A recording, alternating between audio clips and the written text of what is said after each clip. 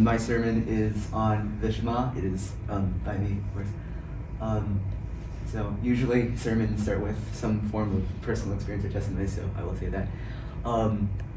In fifth grade, my fifth grade, usually like every year you'll have a language that you learn.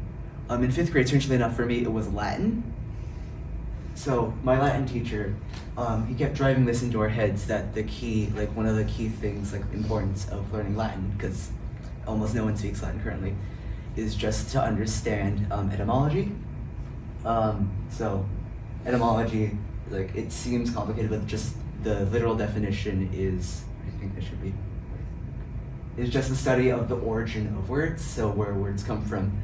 And so before we get into the bulk of the sermon, I'd like to do a fun activity. So what I'm going to do is I'm going to put some Greek words, and say their meaning, and then I want you to try to figure out the English word that originates from these Greek words. So first up, this is going to be the easiest one, so if this is too hard, then this might be a problem. So this word, meaning terrible, and then this word meaning lizard. What one word do you think? Dragon. Close. You can keep guessing, and then if no one can figure it out, then we'll move to the next one. Any more guesses? Snake. Alligator. Close. Serpent.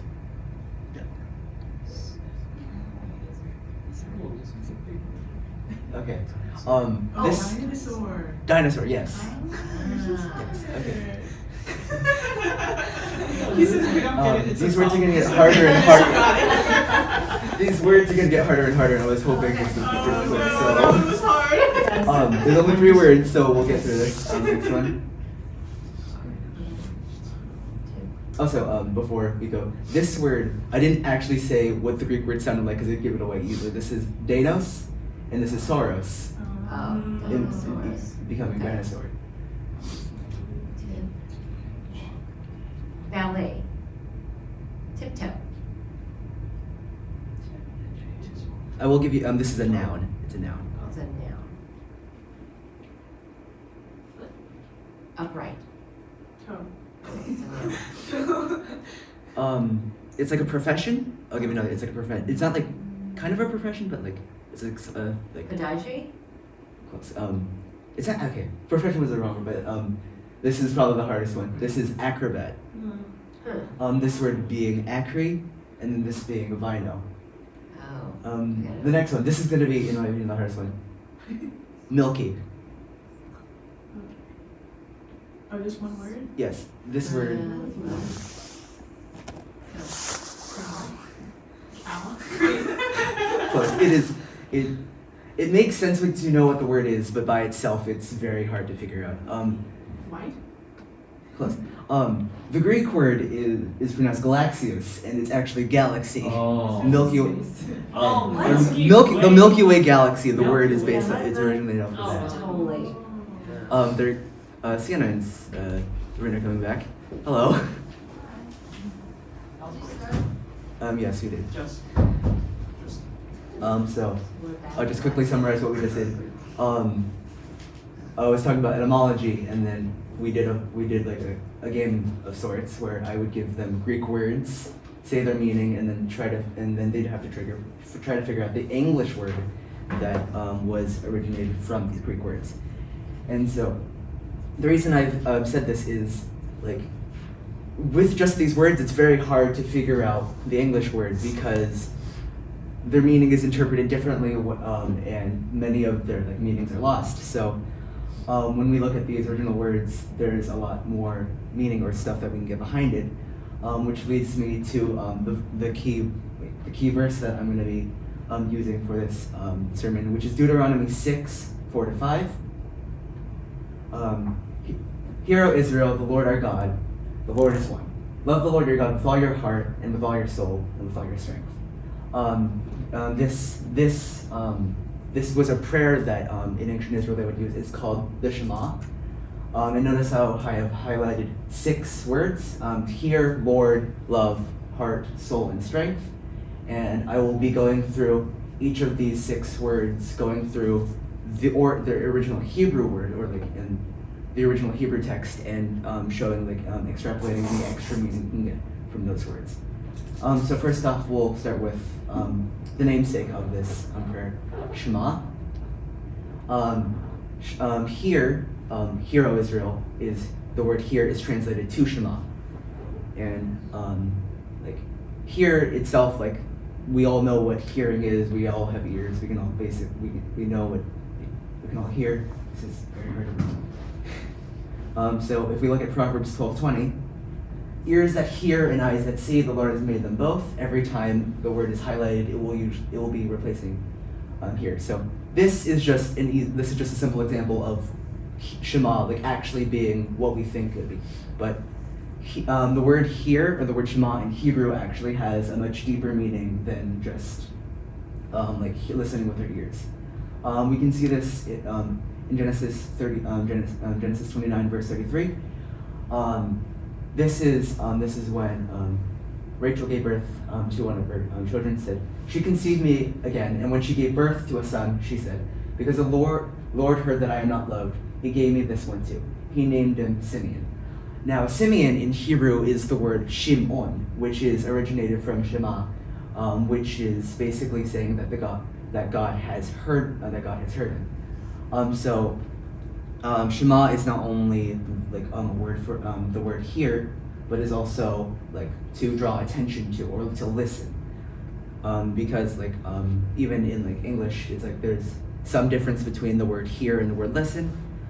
Hear is just the sound waves entering our ears, and listening is actually taking something from what we've heard. The next verse I'm using is Psalms 115, verse 6.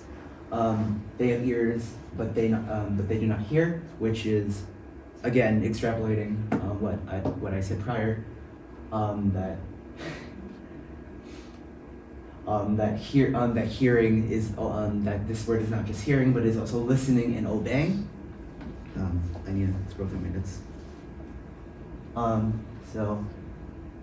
Here, the word Shema in Hebrew has more meanings than the word hear, being attention, like to draw attention to focus, and most importantly, to obey. And then the second word that I highlighted was Yahweh. This word, we've like, at least all of us have probably at one time or another have heard the word Yahweh before. The text that we use is like when Moses sees the burning bush, Moses and speaks to God. Moses says to God, suppose I go to the Israelites and say to them, the God of your fathers has sent me to you. And they ask me, what is his name? Then what shall I tell you? That God said to Moses, I am who I am. This is what you are. To say to the Israelites, I am has sent me to you. Now it would be quite strange if Moses went to the Israelites saying that they have been freed and saying, I am has set you free. So immediately after, God says, I thought I put this on the side. I'll read Exodus 3, 13 to 15, which I will say basically said, he tells Moses to say, instead of saying I am, saying he will, or like he is. Now I will, just because I find this quite interesting, I will go into the history of this word. Like to the Israelites, of course, God, or the word Yahweh, had like a lot of resonance, or like was supposed to be held in very high regard. So when they would say the word, when they would get to this word, when they were saying it, they would never actually say the word Yahweh. They'd actually use the word Adonai. And eventually, English interpreters not understanding that Adonai was the same word, they would combine the two words and into, I think it's on this slide.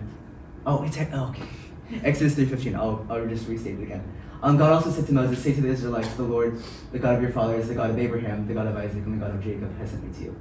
The God of our fathers, or in the King James Version, he who will be. And so, the word that was not to be said Yahweh, and the word that it was the word that they used to replace it, Adonai, which in Hebrew actually just translates directly to Lord or King. When interpreted, these words would be combined into Yahweh, which is basically taking the consonants or like the consonant sounds of Yahweh and combining them with the vowel sounds of Adonai. And Yahweh may sound quite like at least somewhat similar, because this is like the word Jehovah. The word Jehovah originally originates from the saying of Yahweh, and so in summary, basically the word Yahweh we can interpolate into meaning, at least in the sense the word Yahweh, the one who is and the one who always will be, not just a God, but the one and only true God. And next one, Ahava. Now we may have, many times, like, at least if many of you have heard, at least I think, of like multiple like words for love in the Greek, being like agape, phileo, stuff like that. In Hebrew, the word used in this text is ahava, which is much more broader sense, like a broader term for love. It's used in multiple places in multiple ways. So like in Abraham and Isaac, Abraham showed ahava to Isaac being fatherly love. Joshua and David had love for each other being brotherly love. They showed ahava towards each other. It can even be shown as like a form of respect or a form of respect. Like the people of Israel had ahava for their king David, and Hiram, like when David was seeking to get materials to build his, when he was originally going to build the temple before he was informed by God that he could not, and Solomon was to build it.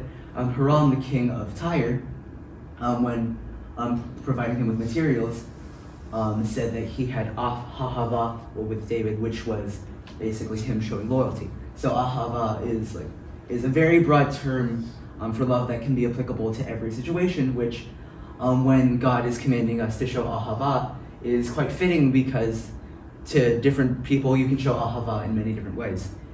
And you will show love differently to different people, and so basically saying God telling us to show ahava in this broad sense is not only telling us to show love, but also to show love to everyone.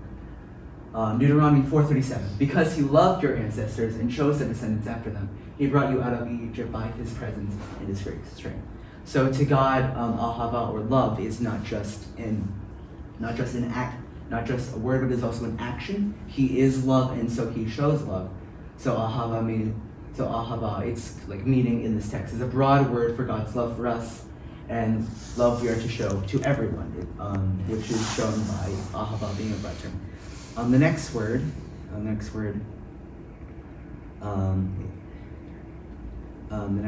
is soul in nefesh. So if like immediately you may have like some misconceptions of the word soul, which is our current understanding of the word soul is heavily based off of Greek philosophy, how it is this like external spirit that is a part of us, but is not part of our body. In the Bible, there is a word for this, but it is not the word nefesh. Nefesh it's again inspired by Greek philosophy, but nefesh in Hebrew, its literal translation is the word throat. So like we can see in Psalms 42:1-2, as the deer pants for the streams of water, so my soul pants for you, my nefesh, my throat seeks the word of God. But of course, it's not actually our throat, but the word nefesh is used in Hebrew to describe our entire physical body, our entire physical being. That's continuing with verse 1 and 2. And again, if we look at Genesis 46, verse 15, these were the sons Leah bore to Jacob in Paddan Aram, besides his daughter Dinah. These sons and daughters of his were 33 in all. In Hebrew, it says 33 nefesh, or 30. So it is not just used as the word throat, but it is also used as people. So basically, when God says that we are to love God with our nefesh, we are to use our entire physical being and our entire life to serve and worship God. Next, heart, lavav, lev. So, like currently we know what the heart does: pumps blood, delivers oxygen. It's basically what keeps us alive, essentially. They had some understanding of this, but also they had no concept of the brain. Well, they knew what the brain was, but they had no idea what it did. So everything that had to do with our emotions, our logical thinking, and our reasoning was also related to the heart. And then we can. This is just evidence that that at least they had some conception of what the heart actually does. 1 Samuel 5:37. Then all morning, when Nabal was sober, his wife told him all these things, and his heart failed him and became like stone. This is actually the first time. This is like actually saying a heart attack. This was basically them like what was a heart attack. This is how they interpreted it. Their heart or their lavav becoming stone. The reason it says lavav/lev is because they both meant the same thing, but it's like lev was a shortened version, still meaning the exact same thing, but I just like to mention that. So again, they had no concept of the brain, and so like in 2 Samuel 7 verse 3, and Nathan said to the king, "Go do all that is in thine heart, for the Lord is with thee." Nathan, of course, was one of the prophets that served David, and when David was originally seeking again to build a temple for the Lord, Nathan originally said, "Go do what is in thy heart. Go do what thy mind and thy thoughts want you to do." And so, when it says heart in the Bible, it doesn't actually mean our like just our like physical heart, like what our heart actually is biologically, but essentially our brain, what our mind and our thoughts. Fun fact, I discovered this while figuring this out. Heartbreak. The word the term heartbreak in English originally comes from Hebrew, and then final one, strength. This is the one I found the most interesting personally. Is me'od. Me'od, at least in this case, me'od definitely does not mean strength, and its direct translation, its literal translation, is an adverb, not actually a noun, being very or much. I'm gonna go through a bunch of text showing this. In Genesis 1:31, Genesis 4-5, Genesis 7-18, and Numbers 4-7. I'll recite what all of these are. Genesis 1:31, when God finishes creating the earth, God says it is very good, or me'od good.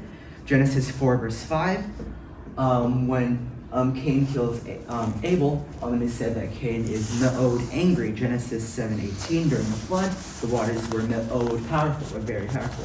And it is also like, we can say, just as we can say something is very, very good, they would also say something is me'od powerful, like in Numbers 14 verse 7, like the land of Israel was, in Hebrew, it is said to be me'od good.